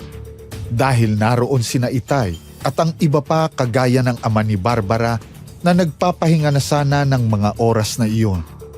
Nagulat ang lahat nang malaman nila na sinasalakay na kami ni na Roberto kaya naman naghanda na ang lahat. Di nga nagtagal ay nagbagsakan sa aming baryo ang mga aswang na dala ng malalaking ibon. Paparating na sila! Humanda kayong lahat! Veronica, ikaw lang bahala sa mga matatanda na sugatan. Itago mo sila sa lugar na hindi makikita ng mga kalaban. Nakahanda kaming lumaban kasama niyo, Pinunong Fidel! Tama si Norma. Wala na rin naman tayong pagtataguan. Madali rin nila tayong makikita. Mas masarap na mamatay ng lumalaban. Crisanto, ibigay mo sa kanila ang iba pang binditadong armas na nandyan sa sako. Oo. Ito na po mga nanan. Kumuha na lang po kayo dito. Pinaputok ni Mang Arturo ang hawak niyang shotgun nang makita ang unang aswang na nakalapit sa amin. Sa lakas ng shotgun ay bumulagta ang aswang dahil kagaya ng itak. Benditado rin ang mga balan niyon. Kasunod nun ay nagkagulo na sa paligid. Nagkanya-kanya kami ng mga aswang na kinalaban dahil sunod-sunod na ang mga aswang na dumating. Nang sugurin si Barbara ng isang aswang, ay kaagad siyang tumakbo pero hindi para lumayo, kundi para linlangin ang aswang. Nang habulin siya noon at tumalon sa ere, bigla siyang humarap at sinaksak ang aswang. Tatapusin kitang halimaw ka! Ang galing mo talaga, Barbara. Huwag mo muna akong purihin. Hindi pa dapat magsaya dahil nagsisimula pa lang ang labanan. Huwag kang magpabaya kung ayaw mong matapos ang buhay mo sa lugar na ito. Siyempre, hindi ako magkapaiwan dito. Humanda kayo, mga aswang kayo! Yeah! Matapag ka rin, binata. Dapat tumba mo ang dalawang aswang na yan. Ang mga kagaya mo ang gusto kong maging manugang. Sayang nga lang at namatay ng anak kong babae. Kagagawa ng mga ito. Kung ganon, ay gayon ang pagkakataon para makaganti sa kanila, nanang. Gamitin mo sa kanila ang itak na yan. Mamaya ng kwentuhan niyo. Huwag niyong kalilimutan na nasa gitna tayo ng labanan. Tama si Aling Mildred. Kaya mas maganda ng alalayan natin ang isa't isa. Aling Mildred, magbantayan kayo ni Aling Norma. Sina Itay at Mang Arturo naman. Kami ni Anton na magkasama. Crisanto, bantayan mo si Barbara. Hindi mo ako kailangang isipin. Huwag ka nang magkunwari na nag-aalala ka pa. Kaya kong sarili ko. Lumapit kayo mga aswang! Para pugutan ko kayo ng ulo! Ramdam ko ang galit ni Barbara sa akin, pero ibinuhos niya sa mga aswang. Bawat aswang na lumalapit sa kanya, tinataga niya ng sunod-sunod. Hindi niya yung tinitigilan hanggang mayroong buhay. Dahil doon, lalong lumakas ang loob ng lahat. Nang salakayin naman kami ni Veronica ng dalawang aswang, buong bangis din naming hinarap yun.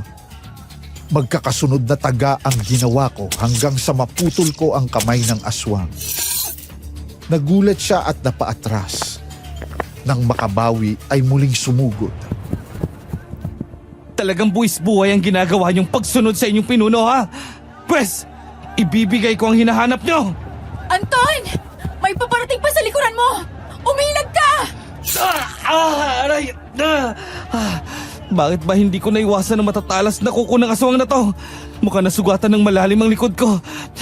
Humanda ka sa akin.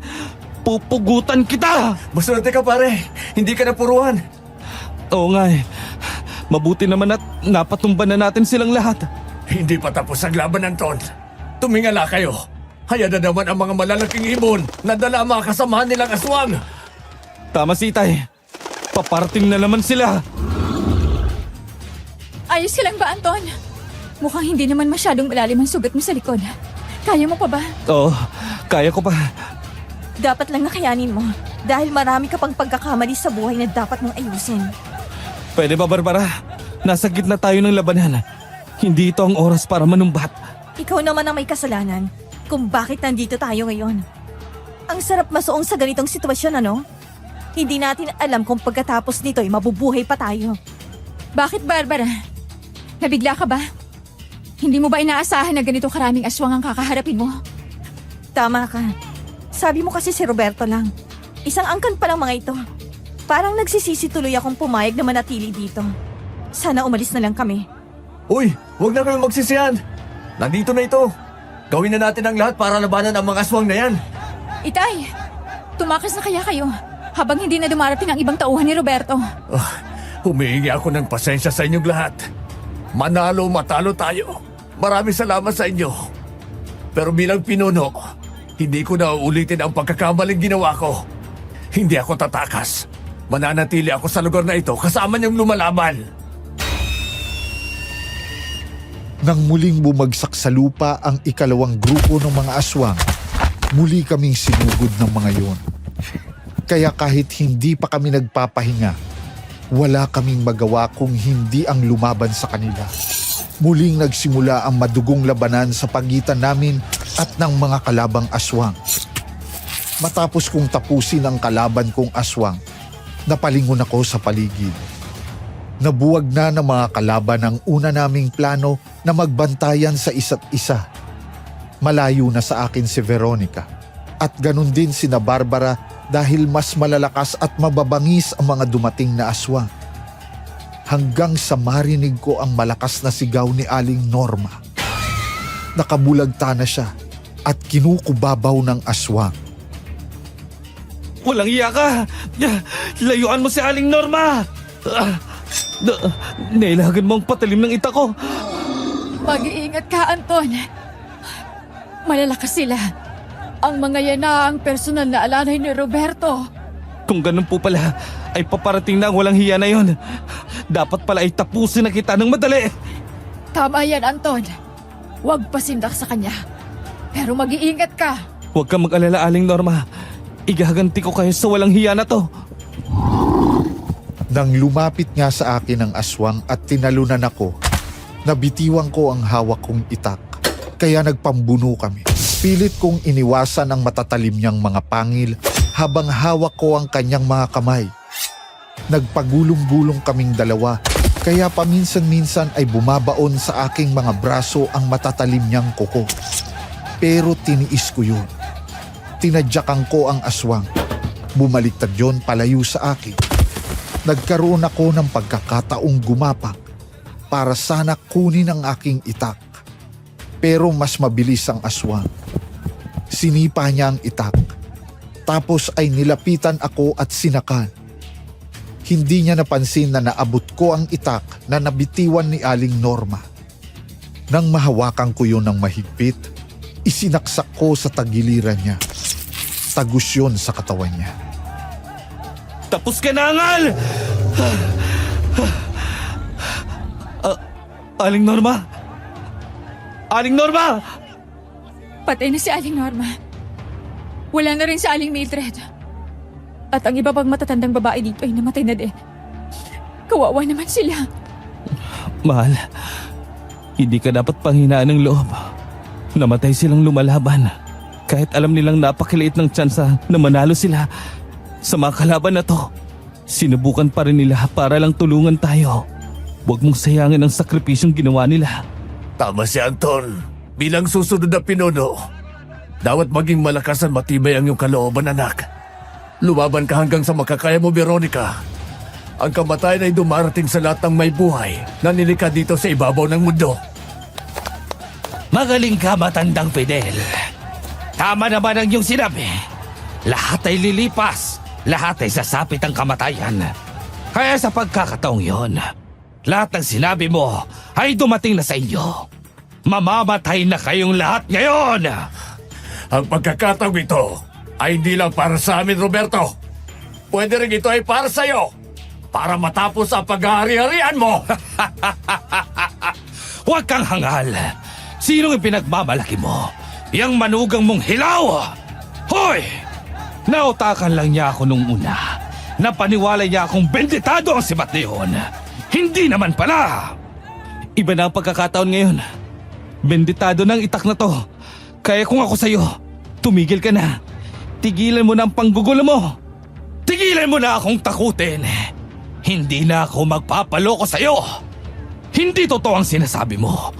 Napakarami kong mga tauhan ang narito ngayon. Dinala ko na ang lahat ng angkan ko.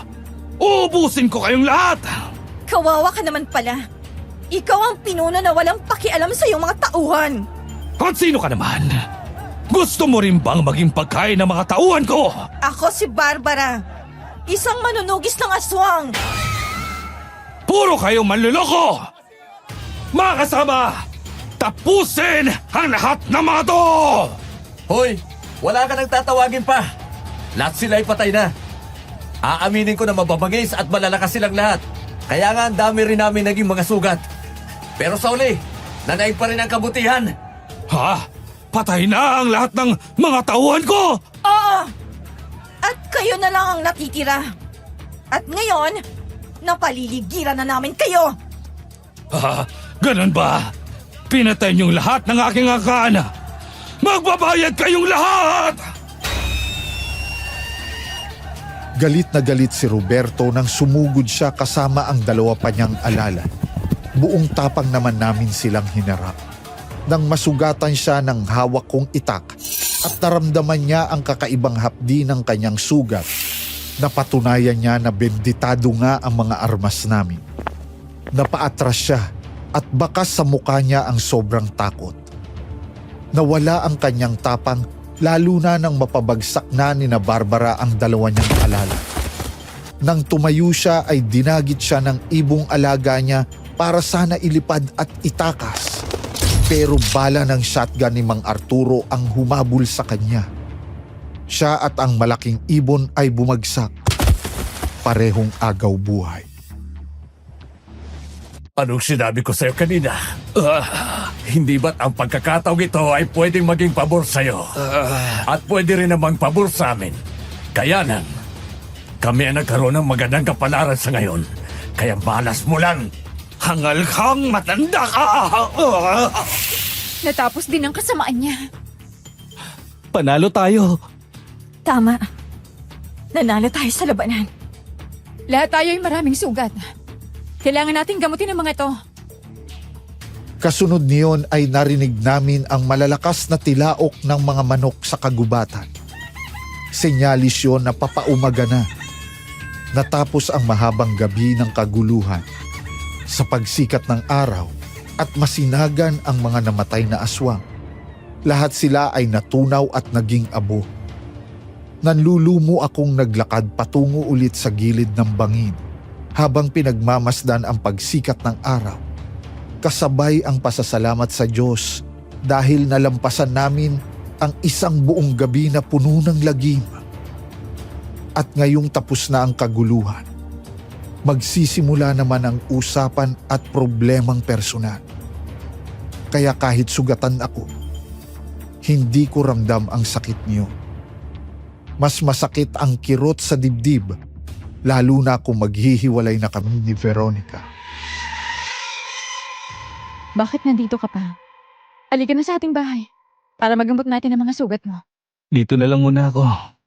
Baka kasi ito na lang ang huling mga pagkakataon na matatanaw ko ang sikat ng araw mula rito. Bakit nagsasalita ka ng ganyan?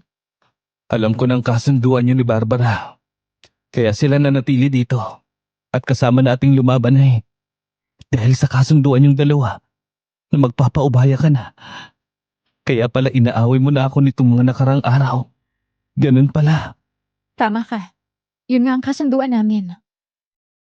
Kaya lang kanina, nagpapaalam na sila kay Itay. Aalis na raw sila. Aalis na sila? Hindi niya na ako isasama? Oo. Ipapaubaya ka na niya sa akin. Kasi nalaman niya na buntis din ako. Talaga? Buntis ka? Oo. Kaya nagpaubaya na lang siya. Sandali lang ha. Kakausapin ko lang siya. Nang hinabol ko sina Barbara, naabutan ko sila sa hagdanan na palabas ng aming baryo. Kaagad ko siyang tinawag. Nang lumingon siya sa akin, nakita ko na wala na ang galit sa kanyang mga mata. Kaya kahit nahihiya ako, lumapit ako para makipag-usap ng maayos. Aalis na ba kayo? Oo, paalis na kami. Doon na lang kami magpapadali ng sugat sa aming bahay. Ingatan mo yung sarili mo. Ingatan mo rin si Veronica. Napakagaling niyang pinuno. Meron siyang isang salita. Ibinauubaya ka na nga niya sa akin. Dahil yun ang kasunduan namin. Pero tumanggi na ako. Dahil basta nalaman mong buntis din siya. Oo. Isa yun sa dahilan. Pero ang isang mabigat na dahilan. Kaya na rin ako bumali sa aming kasunduan. Ay dahil ayokong mabuhay sa kalungkutan. Makakasama nga kita. Pero hindi mo naman ako mahal. Ang puso't isip mo palaging nandito naman kay Veronica. Ayoko ng ganun. Salamat sa pangunawa, Barbara. Itong anak natin. Isisilang ko siya. Kahit walang makagis ng ama. Palalakihin ko siyang mag-isa. Huwag kang mag-alala. Hindi ka na namin guguluhin. Kakalimutan kita. Pati ng mga bagay na may kaugnayan sa'yo. Ginusto ko ito eh. Inakit kita ng gabing yun. Kaya itong parusa ko.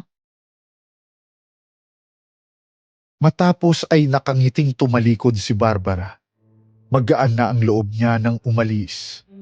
Naging magaan din ang aking kalooban dahil sa kanya na rin mismo nang galing ang dahilan kaya may namagitan sa amin ng gabing iyon. Napabuntong hininga ko.